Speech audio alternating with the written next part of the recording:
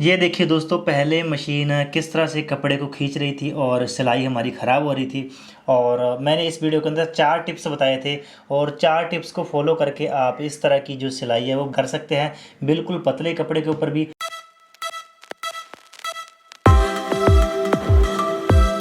Hello friends, motivation life channel में आप सभी का बहुत बहुत स्वागत है। दोस्तों, मेरे पास बहुत सारे कमेंट आते हैं जिसमें लोग पूछते हैं कि अगर सिलाई मशीन कपड़ा इकट्ठा करने लग जाए तो क्या करें।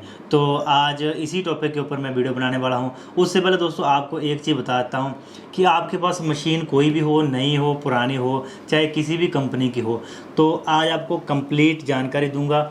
आपकी कोई भी मशीन हो, आपका इस वीडियो को देखने के बाद प्रॉब्लम जो है वो सॉल्व हो जाएगी। दोस्तों, एक हमारी रिक्वेस्ट है, अगर वीडियो अच्छी लगे तो आप इस चैनल को सब्सक्राइब जरूर करें। जो पार्ट आपको वीडियो का अच्छा ना लगे वो कमेंट बॉक्स में कमेंट करके जरूर बताएं।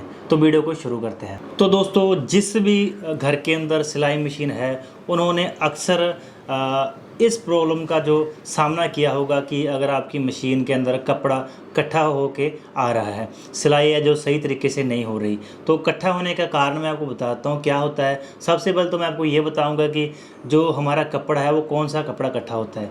जो सबसे हमारा पतला कपड़ा होता है, वो जो कपड़ा है वो बहुत ही जल्दी इकट्ठा होने लग जाता है, वहाँ पर सिलाई खिंच खिंच के आने लग जाती है। अगर मोटा कपड़ा है, पैंट का कपड़ा है, शर्ट का कपड़ा है, तो इस तरह के कपड़े के अंदर कोई प्रॉब्लम नहीं आती। जो बिल्कुल पतले कपड़े होते हैं जैसे ब्लाउज का कपड़ा हो गया या और भी कोई जालीदार कपड़ा होगा, इन कपड़ों के अंदर जो मशीन है उसमें जो सिलाई है वो खिंच खिंच के आने लग जाती है और जो कपड़ा है उसे वो इकट्ठा कर देती है। तो इसका सलूशन आपको मैं पूरा का पूरा बताऊंगा। मशीन आपके पास चाहे किसी भी कंपनी की हो, कोई भी हो, नई हो, पुरानी हो, चाहे उसका डिज़ाइन अलग हो, फिर भी आपको इस वीडियो को देखने के बाद जो प्रॉब्लम है वो आपकी सॉल्व हो जाएगी। इस वीडियो को देखने के बाद आपको कोई दूसरी वीडियो देखने की ज़रूरत नहीं पड़ेगी, क्योंकि मैं आपको इस वीडियो के अंदर हर तरह की मशीन की जो प्रॉब्लम है बता दूंगा। एक ऐसा तरीका बताऊंगा कि जिसके अंदर आप मशीन आपकी कोई भी हो, किसी भी कंपनी की हो, नई हो, पुरानी हो, हर तरह की मशीन के अंदर इस तरीके को यूज़ करके आप कपड़ा इकट्ठा करने की जो प्रॉब्लम है सिलाई मशीन के अंदर उसको ठीक कर सकते हैं।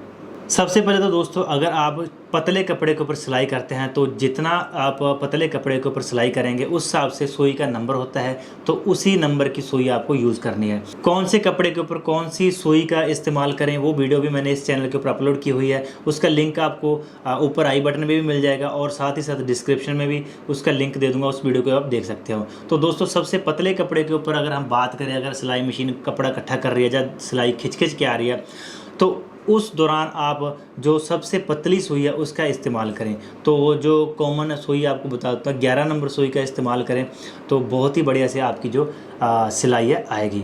दूसरा कारण ये हो सकता है कि आपकी जो सिलाई मशीन की सुई है वो बैंड हो सकती है, मुड़ी हुई हो सकती है, या कहीं से ख़राब हो सकती है।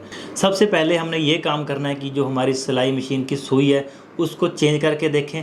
अगर फिर भी कपड़े के ऊपर सिलाई ठीक नहीं आ रही, कपड़ा खिंच खिंच के आ रहा है, तीसरा सबसे बड़ा कारण ये होता है अगर आपकी सिलाई मशीन की जो थ्रेड टेंशन असेंबली है वो जाम हो जाती है, या उसके अंदर कोई कचरा चला जाता है। जैसे कि हम कपड़ा काटते रहते हैं तो कपड़ा काटते काटते कई बार उसका जो छोटा छोटा जो कचरा है उसके अंदर चला जाता है, या वो ज़्यादा टाइट हो जाता है, या वो जाम हो जाता है, तो उसके कारण भी ये प्रॉब्लम हमें देखने को मिलती है। तो उस केस के अंदर हम जो थ्रेड टेंशन असेंबली है उसको हम साफ़ करेंगे। साफ़ करने के बाद ऑयल डालेंगे। थ्रेड टेंशनर असेंबली को साफ़ करने के बाद भी अगर सिलाई ठीक से नहीं आ रही तो उसके बाद हम इसको थोड़ा लूज करेंगे। तो लास्ट स्टेज है इसको लूज करने की। सबसे पहले हम पतले कपड़े के लिए जो सुई है वो 11 नंबर सुई यूज़ करेंगे। दूसरा हम क्या करेंगे, अगर हमारी सुई ख़राब है तो हम सुई को चेंज करके देखेंगे। और तीसरा, अगर ये दोनों काम होने के बाद भी सिलाई ठीक नहीं होती तो तीसरा काम हमें करना है, जो थ्रेड टेंशनर असेंबली है उसको हमने अच्छे से साफ़ करना है और उसमें ऑयलिंग करनी है।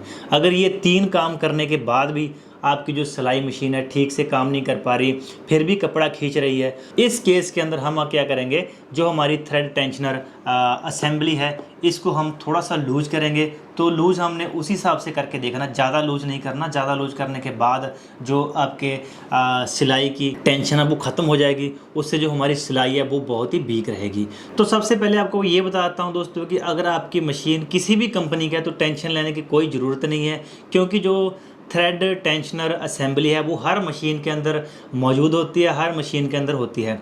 थ्रेड टेंशनर असेंबली का ही ये खेल है। तो मशीन आपकी कोई भी कंपनी की है तो डरने की कोई ज़रूरत नहीं है। तो अभी आपको दिखाता हूँ थ्रेड टेंशनर जो असेंबली कहाँ कहाँ हो सकती है। तो सबसे पहले तो मैं आपको दिखाता हूँ कि यहाँ पर बैक साइड के अंदर यहाँ पर थ्रेड टेंशनर असेंबली हो सकती है किसी मशीन के अंदर, किसी कंपनी के अंदर। और कुछ कंपनी के अंदर जो थ्रेड टेंशनर असेंबली है वो बिल्कुल फ्रंट में होगी। आपको वीडियो के ऊपर दिख रहा होगा, यहाँ पर होगी। जैसे कि मेरी मशीन के अंदर जो थ्रेड टेंशनर असेंबली है वो पीछे साइड में है, तो कई मशीन के अंदर ये सामने साइड भी आ जाती है। तो मशीन पुरानी हो नई हो उससे कोई फ़र्क नहीं पड़ता। जो ये आप मशीन देख पा रहे हो ये मेरे पास फ़िलिप्स की मशीन है, इसको 45 साल हो चुके हैं, बहुत ही पुरानी मशीन है। अभी भी ये बहुत ही बढ़िया से ये कपड़े सिलाई कर रही है और बिल्कुल भी इसमें कोई प्रॉब्लम नहीं आई। इसमें सिर्फ एक प्रॉब्लम आई थी, इसका जो ढक्कन था वो ख़राब हुआ था, वो हमने चेंज किया है। तो चलिए आपको वीडियो में दिखाता हूँ किस तरह से आपने इसको ठीक करना है। उसके बाद हम आपको सिलाई करके भी दिखाएंगे कि सिलाई ठीक हुई है या नहीं हुई है। तो दोस्तों ये है हमारी थ्रेड टेंशनर जो असेंबली है। ये हर मशीन के अंदर होते हैं, कंपनी कोई भी हो आप देख सकते हो। ये किसी मशीन के अंदर यहाँ बैक साइड में हो सकती है और किसी मशीन के अंदर ये यहाँ पर फ्रंट साइड में हो सकती है। तो घबराने की कोई ज़रूरत नहीं है। आपकी जो थ्रेड टेंशनर असेंबली कहीं भी हो, ठीक इसी को हमने करना है। तो दोस्तों थ्रेड टेंशनर असेंबली को ठीक करने के लिए हमें स्क्रू ड्राइवर की ज़रूरत पड़ेगी। तो इस तरह से हम स्क्रू ड्राइवर को इसके अंदर डालेंगे और इसको हम लूज़ करेंगे। थोड़ा सा लूज़ हमने करना है, अगर ये ज़्यादा टाइट है तो इसको लूज़ करने के लिए आप देख सकते हो आपकी मशीन में किस साइड में करता है। वैसे हमारी मशीन के अंदर हम इसको अगर एंटी क्लॉकवाइज ये लूज़ हो रहा है, तो आपकी मशीन में किस तरफ हो रहा है आप एक बार चेक कर सकते हो। ज़्यादा इसको लूज नहीं करना, इतने इसको लूज करना है कि जितना इसमें से हमारी जो मशीन में कपड़ा खींचने की प्रॉब्लम वो सॉल्व हो जाए। तो दोस्तों आप देख सकते हो पहले हमारी सिलाई कुछ इस तरह से इकट्ठी हो के आ रही थी। तो जो थ्रेड टेंशनर असेंबली है उसको ठीक करने के बाद दिखाता हूँ जो हमारी सिलाई है किस तरह से आ रही है। तो कपड़ा हमारे पास वही है, वही कपड़े का हम इस्तेमाल करेंगे। तो दोस्तों उसी कपड़े के अंदर ऊपर हम चला के देखेंगे दोबारा से सिलाई मशीन ठीक करने के बाद कि ये कैसे सिलाई कर रही है।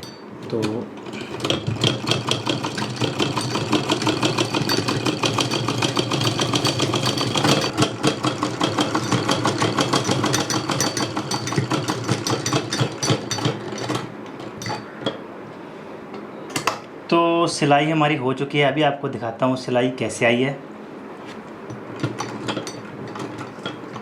ये देखिए दोस्तों पहले मशीन किस तरह से कपड़े को खींच रही थी और सिलाई हमारी ख़राब हो रही थी। और मैंने इस वीडियो के अंदर 4 टिप्स बताए थे और 4 टिप्स को फॉलो करके आप इस तरह की जो सिलाई है वो कर सकते हैं। बिल्कुल पतले कपड़े के ऊपर भी, ये बिल्कुल पतला कपड़ा है, ये पगड़ी का कपड़ा है, पतला कपड़ा, तो इसके ऊपर भी आप देख सकते हो कितनी अच्छी सिलाई हमारी आई है। तो दोस्तों अगर हमारी वीडियो अच्छी लगी तो दोस्तों इस वीडियो को लाइक और शेयर जरूर करें और साथ ही साथ इस चैनल को सब्सक्राइब जरूर कर लें, बेल आइकन के बटन को दबा दें ताकि हम आपके लिए और नई वीडियो लेके आ सकें। दोस्तों सिलाई मशीन के रिलेटिव हमने बहुत सारी वीडियो बनाई है और बहुत बढ़िया व्यू आया है, मिलियंस के अंदर उसमें व्यूज़ आ चुके हैं।